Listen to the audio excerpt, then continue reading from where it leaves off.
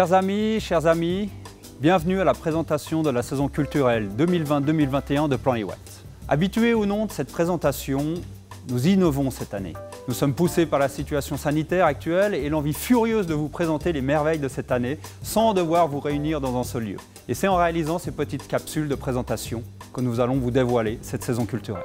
Nous avons travaillé ces derniers mois pour vous proposer une rentrée culturelle riche, plurielle, attractive, tout en gardant nos distanciations.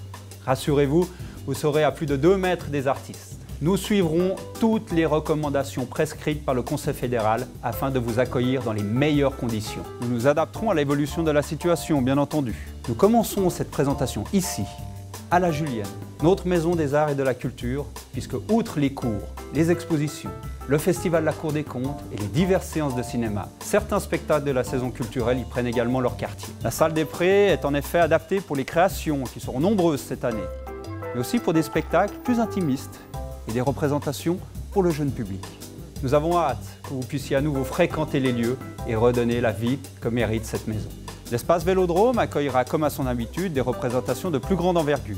D'ailleurs, nous y retrouvons tout de suite Pascal Mabu, co-responsable du service culturel et programmateur. Mais que nous réserve donc cette saison ?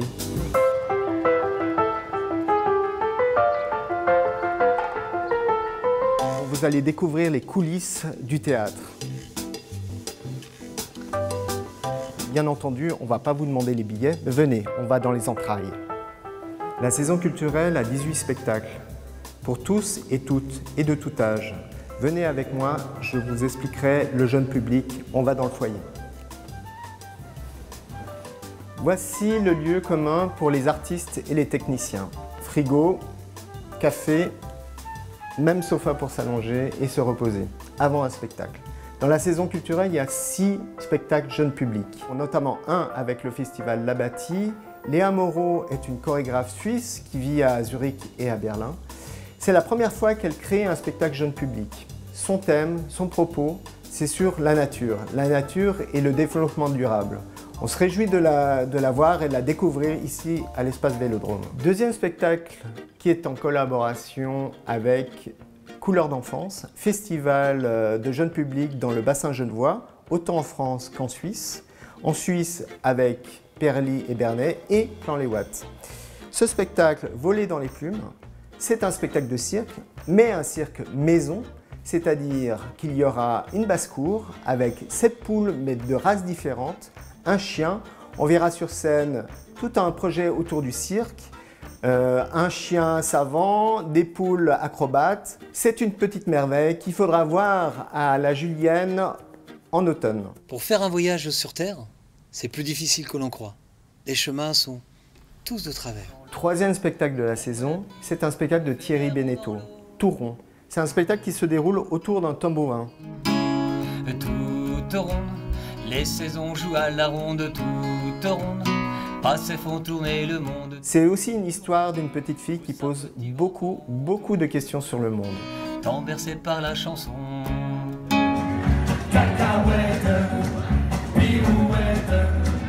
Il faut des concerts pour du jeune public, on a trouvé. C'est les petits chanteurs à la gueule de bois avec Pied en cap. C'est un groupe qui vient du Locle et de la Chaux-de-Fonds. Ils nous feront danser, chanter autour de chansons qui sont rigolotes, qui sont cocasses, qui sont pleines d'émotions, pleines d'humour et surtout qui nous font rêver. Et ensuite, l'Enfant d'eau de la compagnie Tamiro. Tamiro est une compagnie qui crée des spectacles jeunes publics. Ils ont créé un spectacle ici il y a 5 ans en arrière. Ils reviennent avec ce nouveau spectacle. Ils se sont rendus compte, puisqu'ils sont parents, que les enfants ont beaucoup de mal à dormir et surtout dormir pour toute une nuit. Voilà, c'est cette histoire-là qui va être racontée, à la fois pour les enfants, comment dormir, et à la fois les parents, comment faire dormir leurs enfants. Dernier spectacle jeune public, Mon prof est un troll. C'est Alice et Max qui sont des garnements qui font tourner en bourrique leur maîtresse. Mais un jour, Max et Alice arrivent dans leur classe et il n'y a plus la maîtresse. Mais ça a été remplacé par un véritable troll. Là, c'est un gros problème. Oui, ces manières ne sont peut-être pas très orthodoxes, mais c'est le résultat qui compte. Ça sera cette histoire que l'on va vous raconter ce printemps à la Julienne. Voici la loge. C'est la loge où les artistes se préparent. 3 spectacles d'humour pour la saison culturelle. Le premier, Ma cuisine intérieure de Brigitte Rosset. Brigitte Rosset, 30 ans de carrière et c'est son 5e spectacle solo. Brigitte Rosset a fait un stage de jeûne au sud de la France. Et à partir de ce stage, à partir des rencontres et à partir de ces histoires qu'elle récolte, elle a créé ce spectacle. Ce spectacle sera donné ici à l'espace Vélodrome.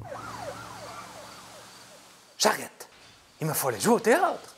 Ensuite, comme deuxième spectacle d'humour de la saison, Simon Roman avec son spectacle Charrette. Simon Roman, avant de commencer, il a toujours voulu être comédien. Et pour cela, c'est un spectacle qui raconte sa vie. Sa vie quand il était jeune jusqu'à quand il est devenu comédien.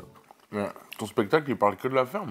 Ah non, il y a plein d'autres trucs. On aura des histoires de sa famille, bien sûr, les histoires de son village au canton de Vaud, mais aussi Simon Roman a fait différentes écoles, notamment à New York et puis à Lausanne, à la Manufacture. C'est un spectacle drôle, mais qui raconte aussi une vie d'un comédien. Ensuite, un titre évocateur, hommage à Cuche et Barbezin. Effectivement, 35 ans de carrière, ces deux personnages, ces deux compères, ont décidé de se faire un propre hommage, avant, comme ils le disent, avant de mourir.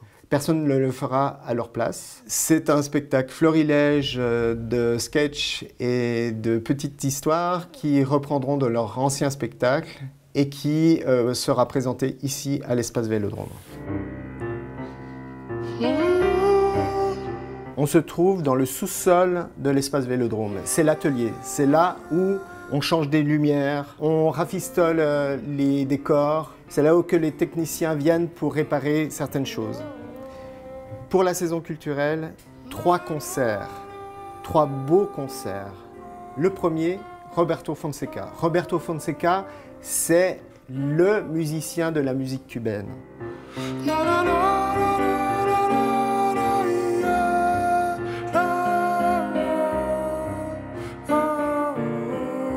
Son idée, c'est de faire de la musique telle qu'il la ressent.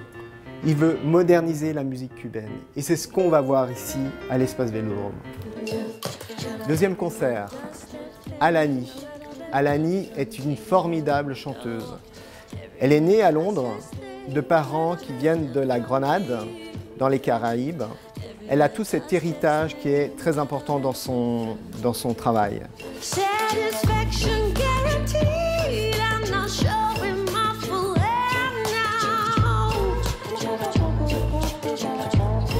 Elle a fait son premier album, You and I, qui a été un véritable succès. Elle a fait le tour de tous les festivals. On aura vraiment la chance de la voir ici, à l'espace Vélodrome. Birds and Wire, avec Rosemary Stanley, qui faisait partie du groupe Moriarty, et Don Lena, qui présentera son nouvel album Ramage, qui est un florilège de reprises, mais à leur façon. Le jeu de la marelle va de la terre jusqu'au ciel, entre la chance et le puits, tu reviens et c'est fini. Petite fille, tu es là pour t'amuser, lance bien la pierre, prends garde où tu mets tes pieds. On aura autant des morceaux de Pink Floyd, on aura autant de Bob Dylan, mais avec ce nouvel album, elles incluent d'autres chanteurs, dont Giro Paoli et Jacques Brel. C'est magnifique, c'est baroque, c'est à voir absolument.